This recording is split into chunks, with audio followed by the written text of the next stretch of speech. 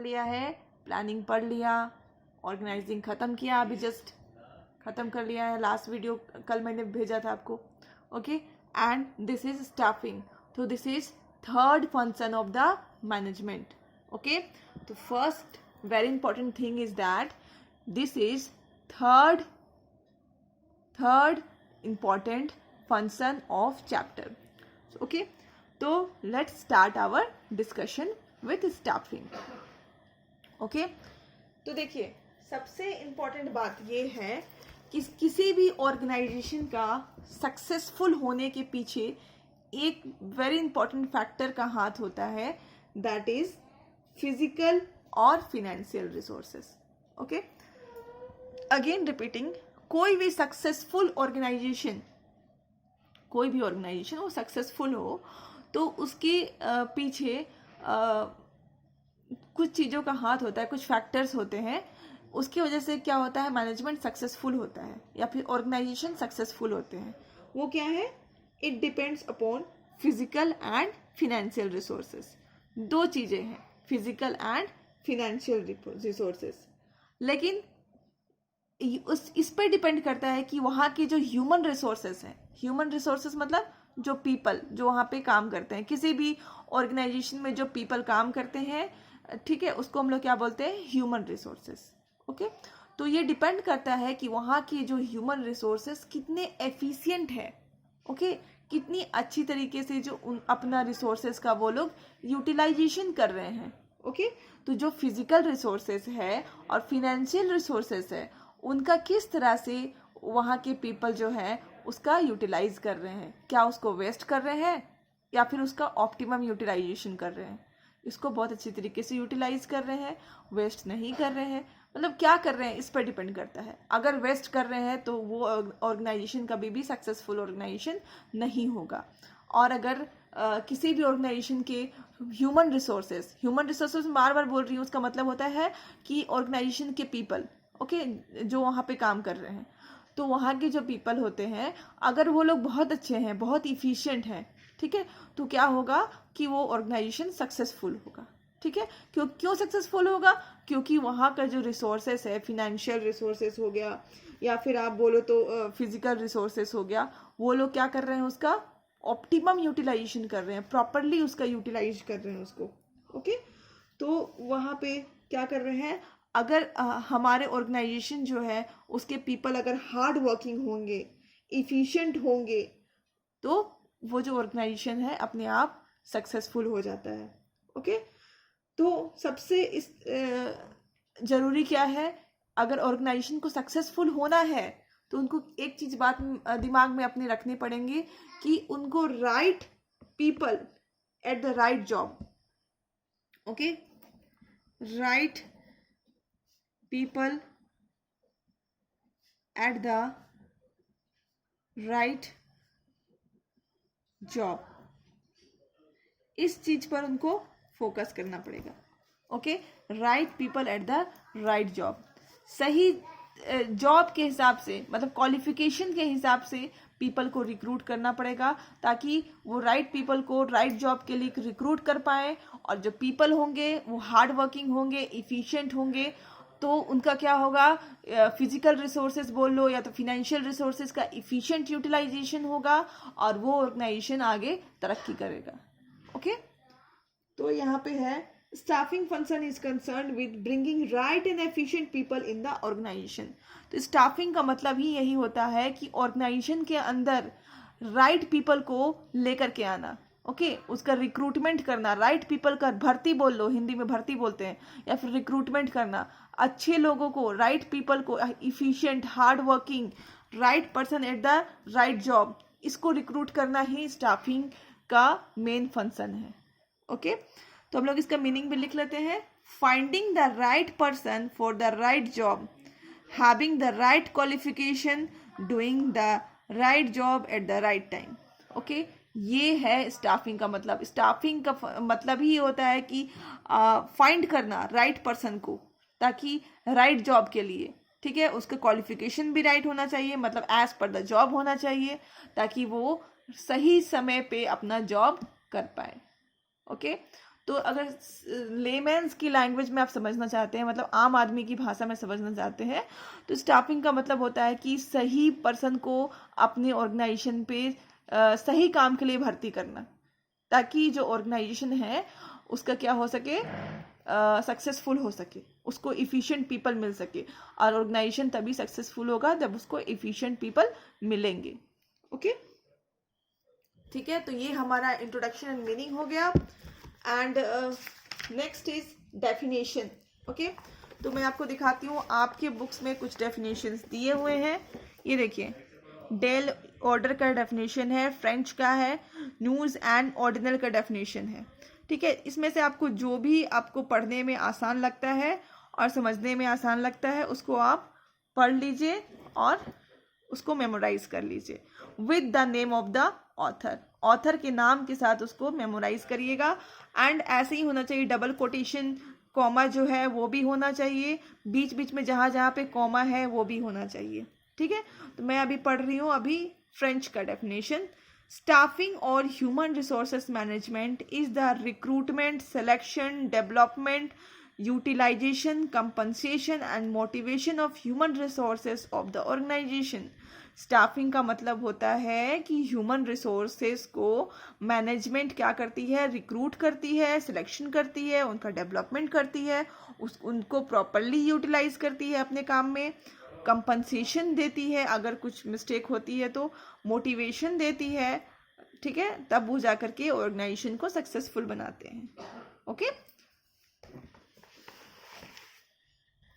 अगर आप पुराने, ये तो आपका मॉडर्न व्यू, अभी हम लोग जो भी पढ़ रहे हैं ये हमारा मॉडर्न व्यू है। ओके, अगर हम देखें ट्रेडिशनल व्यू, तो ट्रेडिशनल व्यू में ये था कि बस राइट पर्सन को राइट जॉब में फिल कर देना, यही है ट्रेडिशनल व्यू। ओके, तो हम लोग आगे पढ़ते हैं, इंपॉर्टेंस ऑफ स्टाफिंग।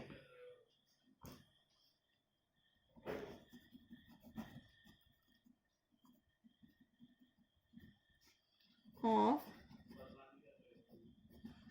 स्टाफिंग, ठीक है, स्टाफिंग के इंपॉर्टेंस देखते हैं क्या क्या है।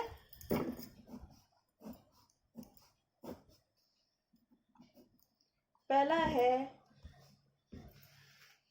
Filling the roles by obtaining competent personnel. Okay,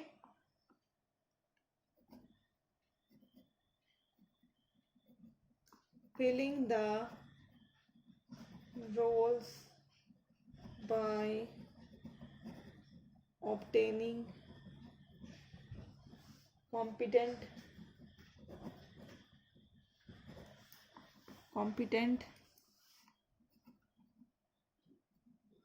personnel. Okay, staffing function is needed to fill the job position. There will be no use of job position unless and until they are occupied by the employees, and it is through staffing function only that employees are appointed to fill the vacant job। इसका मतलब ये है कि अगर एक organisation, suppose मैंने example ले रही हूँ हमारे स्कूल का। ओके, मान लो स्कूल है, अगर उसमें कोई टीचर्स ही नहीं होंगे तो वो प्रॉपरली स्कूल कहा नहीं जाएगा, वो बस क्या कहा जाएगा, मेयरली एक बिल्डिंग कहा जाएगी। ठीक है, तो अगर उस बिल्डिंग को स्कूल कहलाना है तो वहाँ पे टीचर्स होना ज़रूरी है। ठीक है, तो टीचर्स क्या करेंगे, सारे सब्जेक्ट्स के टीचर अलग अलग होंगे, सारे टीचर्स के क्वालिफिकेशन अलग अलग होंगे। ठीक है, तो यहाँ पे स्टाफिंग फंक्शन क्या करेगा, टीचर्स को रिक्रूट करेगा। ओके, तो यहाँ पे स्टाफिंग फंक्शन का मतलब होता है filling the roles by obtaining competent personnel, मतलब जो कि कॉम्पिटेंट है, जिसके पास क्वालिफिकेशन है, क्वालिटी है, ऐसे जॉबों को, ऐसे ह्यूमन रिसोर्स को, या तो बोलो ऐसे पीपल्स को राइट जॉब के लिए अपॉइंट करना ही स्टाफिंग का पहला फंक्शन है, या फिर बोलो तो पहला इंपॉर्टेंस है। ओके, सेकेंड हम लोग क्या देखते हैं, placing right person at the right job. Placing right person at the right job. Staffing ensures higher performance by placing right persons on the right job by proper recruitment and selection. Employees are given a place according to their qualification. तो यहाँ पे organisation में क्या होता है, सारे employees को एक प्लेस दी जाती है according to their qualification. Okay, मैं एग्जांपल दे रही हूँ. सपोज एक किसी कोई पर्सन है, उसको म्यूजिक में बहुत इंटरेस्ट है. ओके, उसको आप अकाउंटेंसी या तो अकाउंटेंट के पोजीशन पे रख दो, तो क्या आपका अकाउंट सही बनेगा? आपके फॉर्म का या तो ऑर्गेनाइजेशन का अकाउंट सही बनेगा? Answer will be no, account सही नहीं बनेगा. क्यों? क्योंकि उसको अकाउंट में कोई इंटरेस्ट ही नहीं है. Okay, he is interested in music. Okay, मान लो सपोज कोई पर्सन है जिसको मार्केटिंग में बहुत इंटरेस्ट है और उसको आप बैठा दो अकाउंटेंसी के में. ठीक है, तो उसको उससे भी अकाउंट्स अच्छा नहीं बनेगा. क्यों? क्योंकि he is interested in marketing field. Marketing में क्या होता है, आपको पूरा मार्केट में घूमना पड़ता है एंड सर्वे करना पड़ता है. तो he is type of person which is suited for that job. ठीक है, तो यहाँ पे इसका दूसरा इंपॉर्टेंस ये है कि राइट पर्सन को राइट जॉब के लिए इंक्लूड करना. ठीक है, पर्सन को उसके क्वालिफिकेशन के हिसाब से प्लेस देना. Okay, third is growth of enterprises.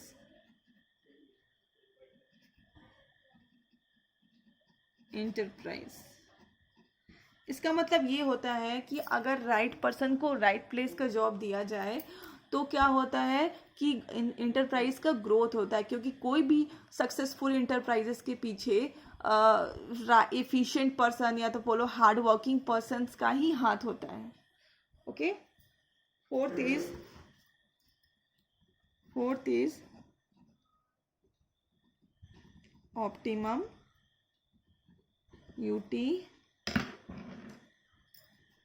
utilization of human resources. Okay, तो यहाँ पे हमें क्या है कि जो मैन पावर होते हैं उसको इस तरह से हम लोग को प्लान करना होता है कि जितने एम्प्लॉयज़ आपको ऑर्गेनाइजेशन में नीडेड है, ठीक है, और कौन से टाइप के एम्प्लॉयज़ आपको नीडेड है, आप उतना का ही रिक्रूटमेंट करेंगे. मतलब मान लो एक ऑर्गेनाइजेशन है कि उसमें आपको सिर्फ 5 एम्प्लॉयज़ की रिक्वायरमेंट है, तो आप 10 एम्प्लॉयज़ नहीं रखोगे.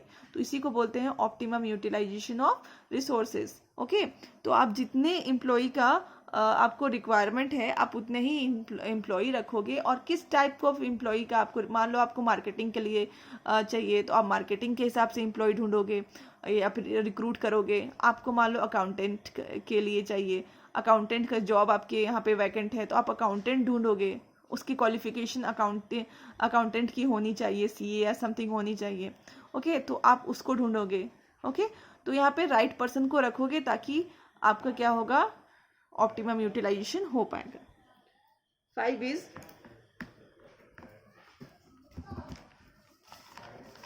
हेल्प इन कंपीटिंग का मतलब होता है कि अपने जो कॉम्पिटिटर है उसके से आप जीत पाए. ओके, तो आपके जो ऑर्गेनाइजेशन में जो एम्प्लॉयज़ होते हैं, ठीक है, उनकी वो कितने एफिशिएंट है, कितने हार्ड वर्किंग है, इस पर डिपेंड करता है कि आप अपनी कॉम्पिटिटर को हरा पाएंगे या नहीं हरा पाएंगे. ओके, अगर आपकी मैन पावर आपका बहुत अच्छा है, बहुत इफिशिएंट है, हार्ड वर्किंग है, तो आप अपनी कॉम्पिटिटर को विन कर पाओगे. Otherwise you will not be able to win them. 6 improves job satisfaction and morale of the employee. Okay, staffing function does not end only with appointment of the employee. It includes training, promotion, compensation, etc. All these activities help in motivating the employees and boost up morale of the employees. ठीक है। इसका मतलब ये होता है कि जो staffing function का मतलब ये नहीं होता है कि आप है ना अपने यहाँ पे एक रिक्रूटमेंट कर लिए, मतलब पर्सन्स को अपॉइंट कर लिए, बस आपका काम खत्म। ठीक है, काम यहाँ पे ख़त्म नहीं होता है। इनफैक्ट स्टाफिंग फंक्शन के अंदर जिनको आप रिक्रूट किए हैं उनको ट्रेनिंग देना, प्रमोशन देना, कंपनसेशन देना, ठीक है, ये सारे चीज़ों को मोटिवेट करना, टाइम टू टाइम मोराल उनका बूस्ट करना, ये सारी चीज़ें आती हैं स्टाफिंग फंक्शंस के अंदर। Okay, 7 is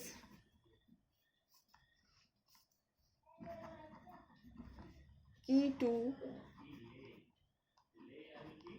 effectiveness of other functions। देखिए, key to effectiveness of other function, इसका मतलब ये है कि स्टाफिंग की बाकी जितने भी फंक्शंस हैं वो स्टाफिंग के बगैर पूरा नहीं हो सकता। ठीक है, स्टाफिंग के साथ ही आप अगर स्टाफिंग आप प्रॉपरली करिएगा तभी आप बाकी सारे फंक्शंस ऑफ मैनेजमेंट को अच्छी तरीके से कंप्लीट करेगी।